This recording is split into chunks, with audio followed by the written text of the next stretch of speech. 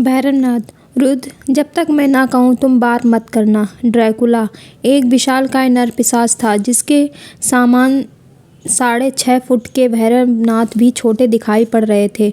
उसके चिल्लाने की आवाज़ से शमशान भूमि तक कांप उठी थी। एक बार फिर ड्रैकुला उछलकर भैरवनाथ पर आक्रमण करता है, लेकिन भैरवनाथ अपने आप को बचाने में सफल हो जाता है। अगले ही पल भैरवनाथ कुछ मंत्र पढ़कर एक विशालकाय बंदरनुमा प्राणी में बदल जाते हैं। अब ड्रैकुला की हालत देखने लायक थी।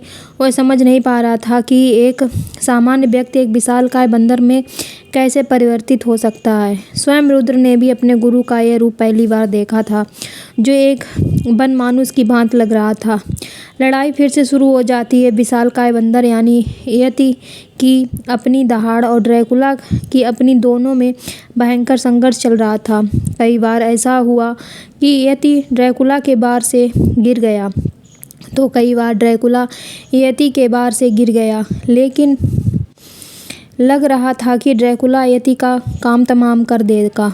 उसके अपने पंजों और दांतों से यति कई बार आक्रमण किया, लेकिन अनंतता जीत यति की होती दिखाई दे रही थी। यति के एक जोरदार प्रहार से ड्रैकुला जमीन पर गिर पड़ा और उसकी समय वह एक विशालकाय चमगादड़ में बदल कर शमशान भूमि में उड़कर भाग गया।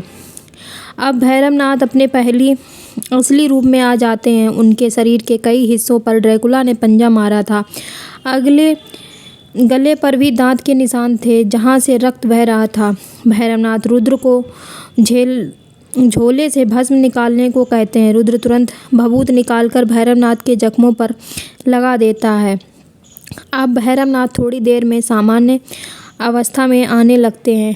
प्रेत आत्माएं अब भी वहीं पर खड़ी थीं। एक प्रेत आत्मा, हम आपका साथ देने के लिए तैयार हैं। दूसरी प्रेत आत्मा, जब आप लोग जिंदा रहकर भी एक पिशाच से लड़ रहे हो, तो हम खुद पिशाच योनि में रहकर क्यों नहीं लड़ सकते हैं। तीसरी प्रेत आत्मा, पर हमें करना क्या होगा रुद्र? बस आप लोगों को पूरी मुंबई में फैल जाना है और ड्रैकुला यानी नरपिशाचनी जहाँ पर भी किसी मुंबई वासी को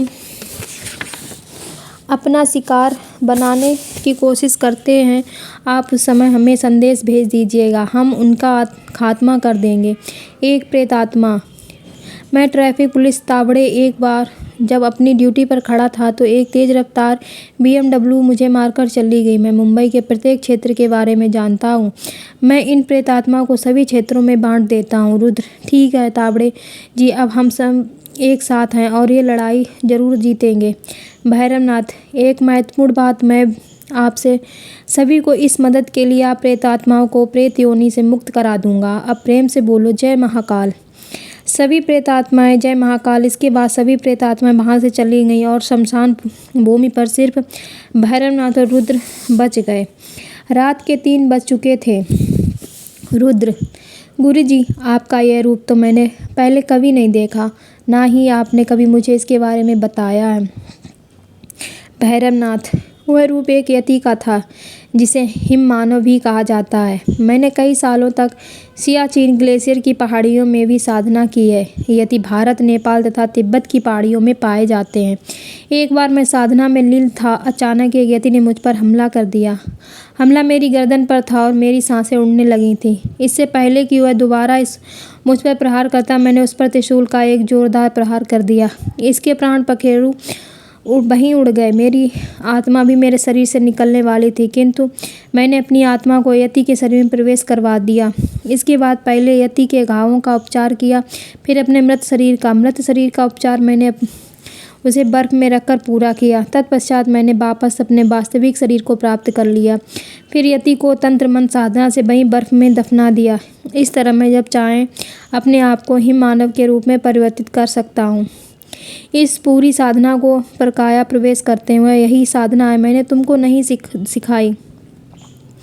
रुद्र, गुरुजी, मैंने देखा कि कभी ड्रैकुला आप पर भारी पड़ रहा था तो कभी ऐसा लगता कि आप ड्रैकुला पर भारी पड़ रहे हो। भैरवनाथ, जब मेरे ऊपर ड्रैकुला भारी पड़ रहा था तब मैं उसकी शक्ति को परख रहा था, और अब जब मैं ड्रैकुला पर भारी पड़ रहा था तब मैं अपनी पूरी शक्ति से वार कर रहा था। अगर मैं चाहता तो उसे तुरंत ही मौत के घाट उतार सकता था। रुद्र, फिर आपने ऐसा क्यों नहीं किया गुरुजी? भैरवनाथ, रामायण के युद्ध में हनुमान जी यदि चाहते तो रावण को मार सकते थे। उसी तरह भगवान महाभारत के युद्ध में भी यदि श्री कृष्ण चाहते तो एक दिन में युद्ध खत्म कर सकते, तो किंतु नियति को जो मंजूर था वही होता है। रुद्र, मैं समझ गया गुरुजी। भैरवनाथ, रुद्र, काउंट ड्रैकुला एक बहुत ही शक्तिशाली महापिशाच है। वह कई वर्षों से मनुष्य का खून पीकर अत्यंत शक्तिशाली हो गया है। तुम्हारे लिए उसे मार पाना अत्यंत कठिन होगा।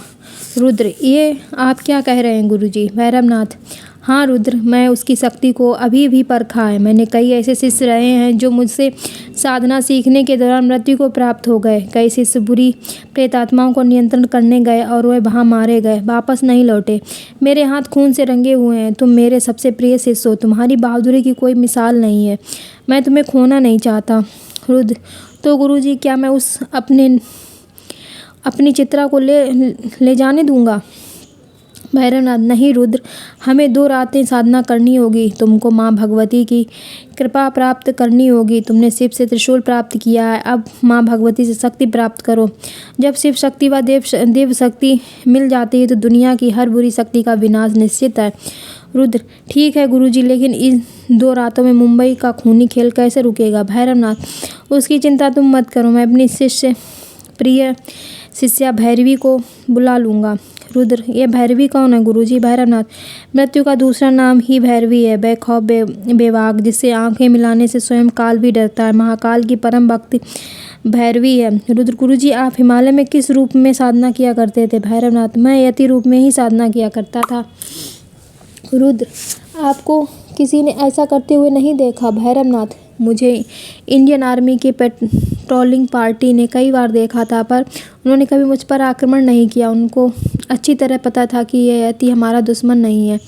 सियाचिन में इंडियन आर्मी के सिर्फ 2 ही दुश्मन हैं, एक पाकिस्तान से आने वाले आतंकवादी और दूसरा स्लाइडिंग की वजह से हर साल हमारे देश में सैकड़ों जवान मारे जाते हैं। लेकिन इसके बावजूद वे दिन रात एक कर 24 घंटे सियाचिन ग्लेशियर की हिफाजत करते हैं। उनकी बहादुरी को सलाम है। आगे की स्टोरी सुनने के लिए चैनल को लाइक करें, शेयर करें एंड सब्सक्राइब करें।